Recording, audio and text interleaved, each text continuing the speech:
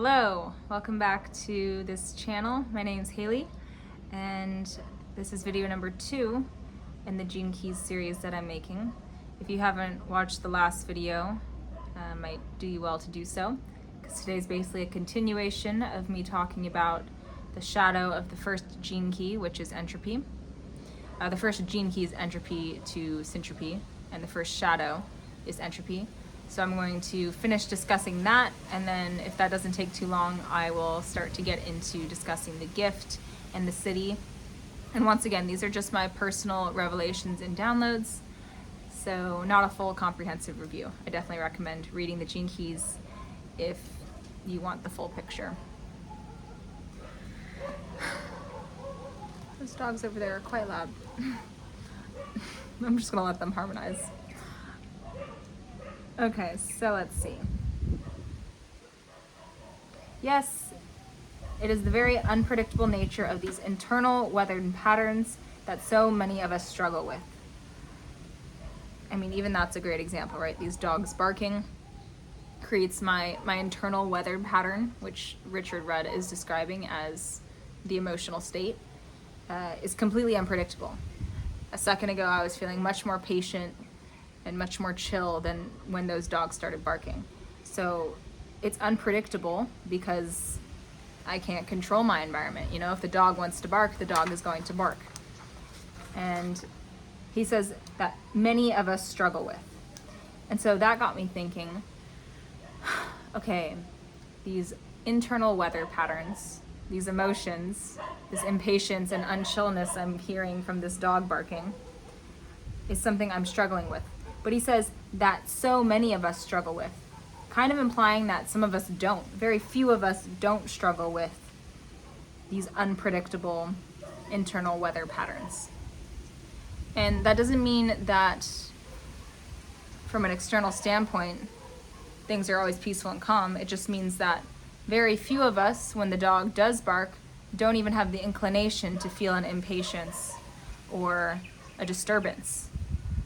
And that piqued my interest. You know, instantly I think of monks or sages that doesn't matter what's going on, the dog's barking, there's a fire, whatever. They're just chill as a bean.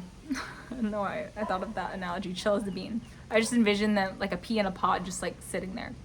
I don't know why that's the visual that just comes up. But yeah, it's something interesting to contemplate because so often, myself included, you know, just write off, oh, well, I'm impatient because the dog's barking. Duh. Or, oh, well, I'm mad because Jenny stole my boyfriend. Or, oh, of course I'm sad. Well, because I didn't get the job I wanted. And so often we kind of utilize the external reality to explain why we feel a certain way. But it is attainable to not allow the external reality to shift our internal weather pattern.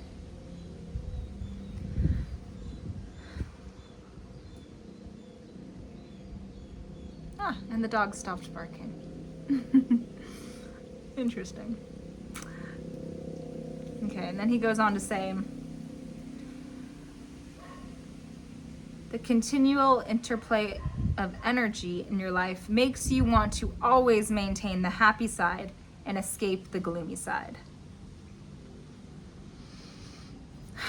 You know, we're favoring one half of the necessity of the dance of life. We're favoring just the good moments, just the happiness, just the so obviously heart-opening, loving parts of life.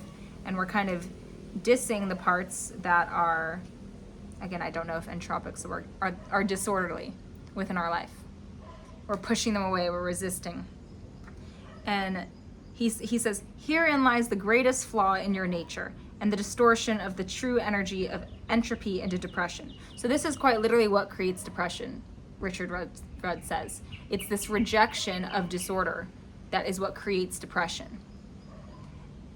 I think that's super profound because, again, that implies that if we are somehow able to bring in this disorder and love it into life and integrate it and sit with it, that depression ceases to exist. And I find that really interesting because I know myself, I mean, just yesterday, you know, I was having a little cry, and instantly I'm like, but I don't want to feel this way. You know, as I'm like praying to God about it, or on the phone with my dad about it, or thinking about who I could text, but I don't want to feel this way. And it's always just this like pushing away of sadness for me. And then for you watching this, it might be this pushing away of anger, and it makes you more angry that you're angry, or it's a pushing away of impatience. Like, and ironically, it only perpetuates what you're trying to push away, right?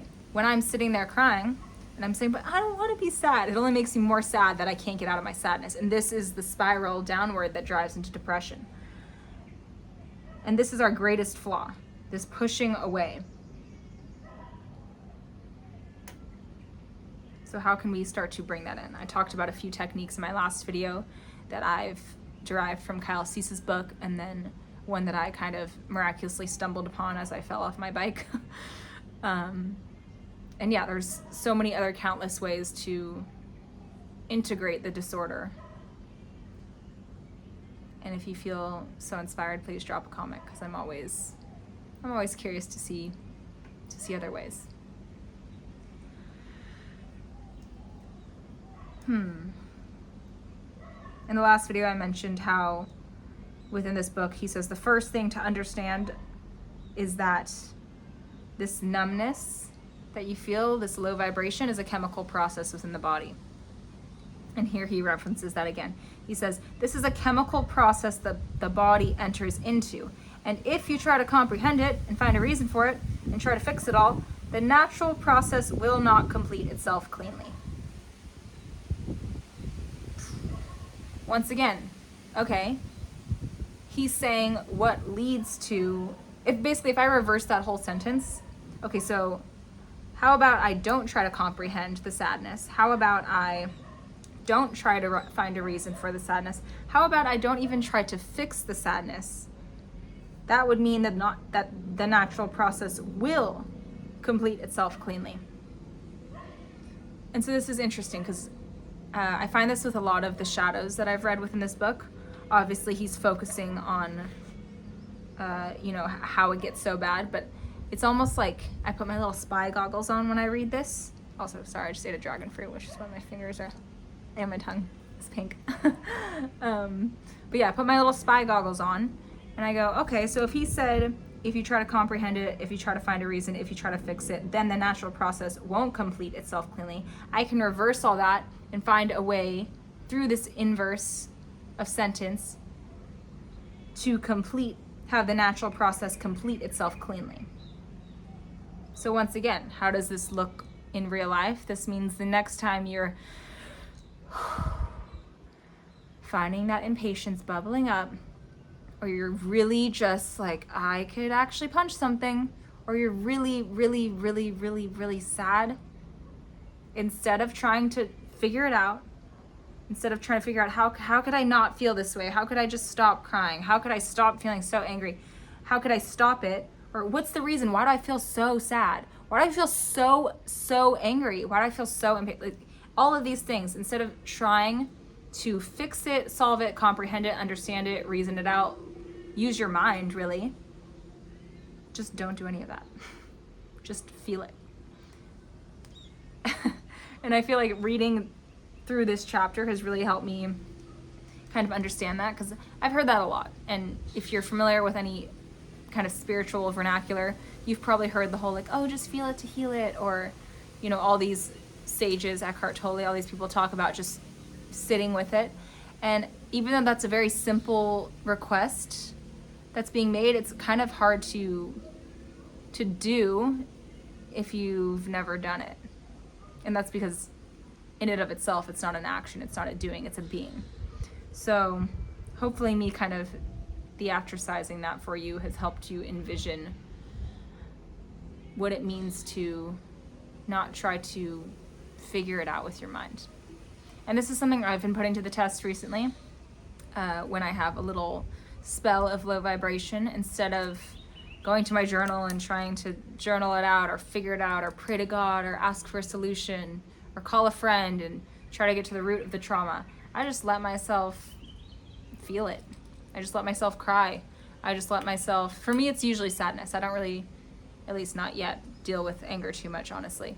But for you, it's like whatever low vibrational emotion you find resurfacing into your reality, it's like the next time it happens, can you be courageous enough to just sit with it and see what happens? And I have found it actually works. And again, this does not mean that it's not sad. You know, when I'm sitting there crying, it's still very sad. But in the putting away of my mind, it passes a little bit more swiftly. And then I'm able to return to a state of love, coherence, homeostasis, balance, and presence a lot easier. And that's awesome. It's the whole tango.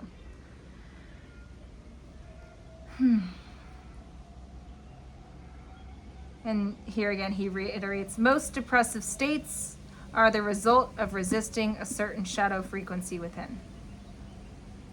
I kind of just went over that. Okay, here's a really interesting thing that I've definitely speculated, but seeing it written it's 11:11 as I said that. Seeing it written is really nice. And it says, generally speaking, the more creative a person you are, the more deeply you are affected by this kind of melancholic chemistry. Okay, so that makes a lot of sense. I personally resonate with this statement. I feel like I express myself a lot through poetry or writing, more recently singing, which are all forms of creation or art. And I do feel that, like, wow, sometimes I feel so connected, especially when I'm in the act of creation. And Richard Rudd says the more creative you are, you know, the more you can expand and channel and create your art. And art can be anything, right? It's not just reserved for something that's widely and socially accepted as art. If you think it's art, then it is. But the more you flex your creative muscle, the more you can experience the equal and opposite, the sadness, the anger, the low vibration. And that's really interesting. It's like the spectrum is wider. The spectrum of how much love you can feel is over here. That means the spectrum of discomfort is over here. If you can only feel here within your creation, you can only feel here within your sadness or your low vibration. And so that's really interesting to me, because it does verify, even, you know, reading about certain artists and their depressive spells and things, it starts to make sense to me. So I just thought that was cool.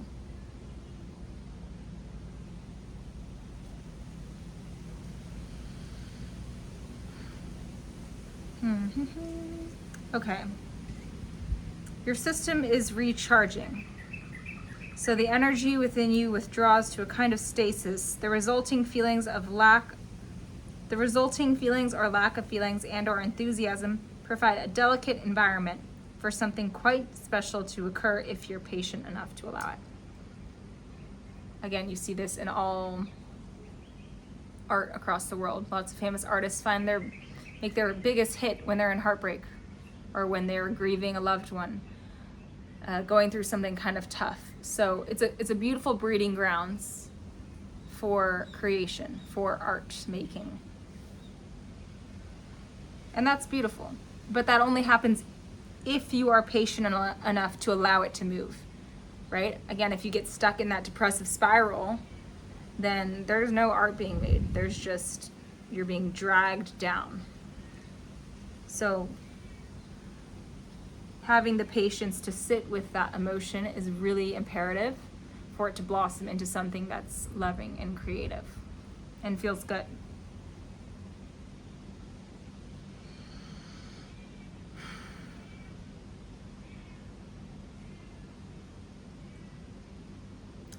These low times in your life are therefore very special times. The worst enemy at such times is interference from your own mind, or indeed someone else's mind, wondering what is wrong with you. Okay, I read that and I was like, oh wow, I'm so guilty of that one. The amount of times I've been like, what is wrong with me? Like, why can't I stop feeling sad? Or why can't I stop feeling stressed? Why am I always in a rush? Like, the judgment on top of the emotion that you're feeling is only pushing you further down. And he says also, indeed, someone else's mind. So someone else judging you and making you feel kind of guilty or ashamed for feeling sad or for feeling angry or for feeling impatient is only dragging your energy down even more, which again is getting you down that depressive spiral, which is impairing the art of creation. So this is a big deal. And I think the best way I found after reading this to get out of it is just reminding yourself that you are completely entitled to feel what you feel. If you feel sad and it's been maybe a few days longer than you expected, or that's socially acceptable, the best thing you can do is continue to release that judgment in order to liberate yourself from that depressive spiral that's trying to pull you down. And just giving yourself a hall pass. That's what I call it. I'm like, okay, you know what, Haley, you got a hall pass. You feel sad, that's okay. It's on me this time. Yeah, and I think that's also, it had me contemplate, that's what compassion for the self is. It's allowing the room and the space for the emotion to be there and not trying to nudge it out or resist it. Because that is also a form of pushing away and resistance, right? The like, oh, you shouldn't be here, or oh, you've been here too long, or I think you've outstayed your welcome. It's like, no, if anything, like sadness, like you can hang around with me as long as you want. I got time, I got space, I got patience. I know I'm an eternal being. I've got all the time in the world, so by all means, stay as long as you feel you'd like to. And that mindset shift is compassionate toward yourself, and compassion is a derivative of love. So naturally, of course, it's going to help you come into more love, ironically enough. Super interesting, the irony of all of this. One leads to the other. So nothing's wrong with you. Nothing's wrong with me. Did you know it's a human thing to feel things? I'm just starting to realize that and accept it. So it's been good.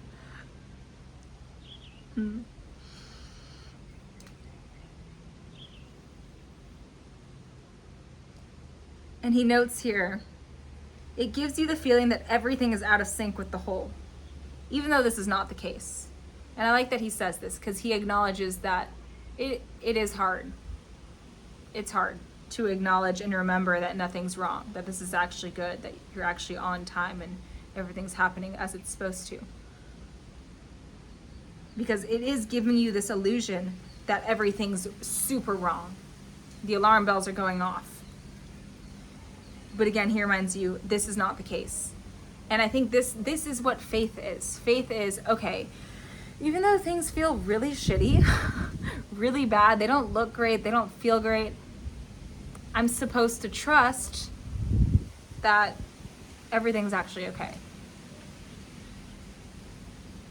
That's faith. Is surrendering the fact that you don't have the logic to back up the fact that you know everything's okay, despite the fact that nothing feels okay. And from my own experience, faith is a muscle. There's definitely some days where I have more of it, and there's definitely other situations that don't make me feel as empowered. And yeah, it's like a muscle that you flex. And every time you get thrown a big bone, you get a chance to practice cultivating faith and using that muscle of trust that everything is actually good. So you have to choose it. You have to choose to want to be faithful. You have to choose to trust that things are okay despite the way that things feel and look.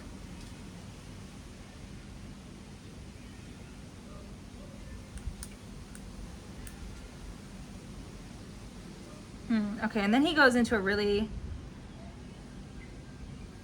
I gotta use a different word than interesting. I said that a lot, but it is interesting.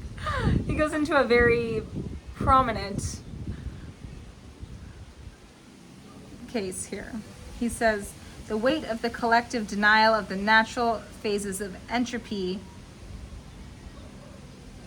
Back it up. He basically says that as a collective, we deny entropy. We deny disorder.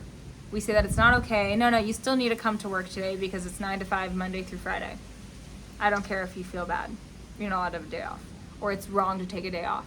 Or it's wrong to feel bad. Or it's wrong not to get your ducks in a row immediately. Or it's wrong to be angry for too long or sad for too long.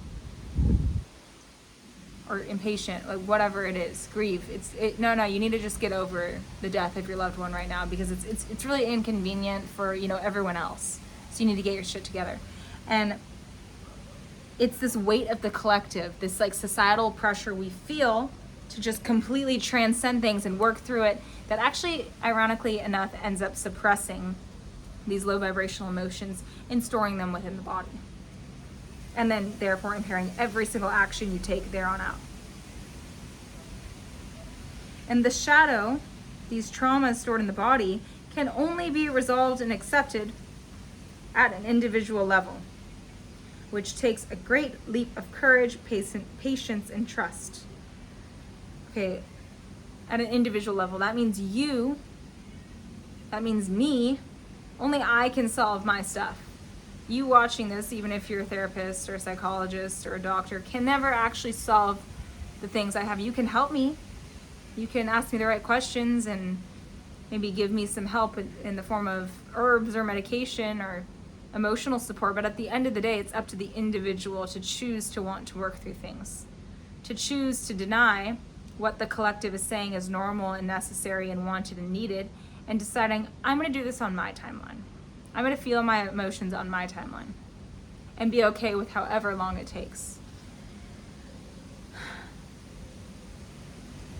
The best thing to do is stay still and allow it to pass. Minimal mental attention.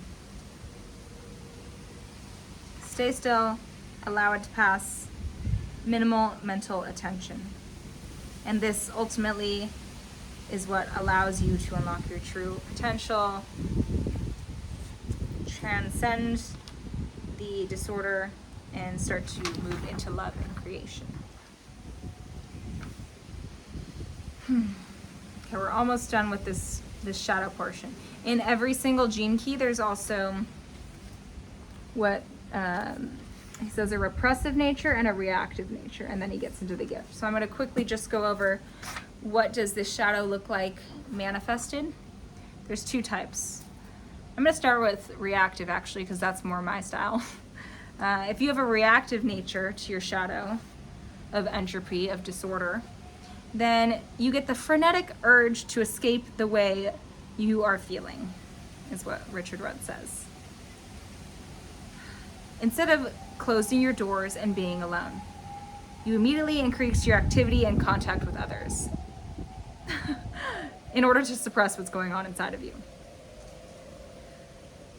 It's out of an urge to escape your feelings. So yeah, I read that and I was like, oh wow. It's almost like Richard Rudd was spying on me. This is so accurate. Especially when I was moving through really struggling in the modeling industry, I was so reactive, so unconsciously reactive, actually, I should say. I would overwork out every time I felt a bit of judgment toward myself or my body. I would undereat. I would distract myself with gym classes, and I never sat still. And old friends of mine can attest to this, I'm sure. Like, I just used to do a million things in the day, because the minute I sat still, even though I didn't consciously understand this at the time, I would start to feel the weight of all the disorder, of all the entropy, and that would, I need to escape this feeling. So I would go do something, eat something, buy something. Oh my God, I'd go buy a fucking $10,000 bag. Like, it just, the craziest stuff that was not healthy. And yeah, he mentions here that this leads to wild schemes, which I got myself into many of those, and keeps you locked into patterns that quickly undermine health. Oh, so that's how I accidentally developed an eating disorder. That's how I accidentally lost my menstrual cycle for 5 years. Yeah, I read this and I was like, definitely. So something to ask yourself, when you feel disordered, do you get super reactive? Do you go try to do any activity available at hand, buy whatever's on hand, eat whatever's at hand, drink whatever's at hand, smoke whatever's on hand, hang out with whoever is right there? This is really something to contemplate, because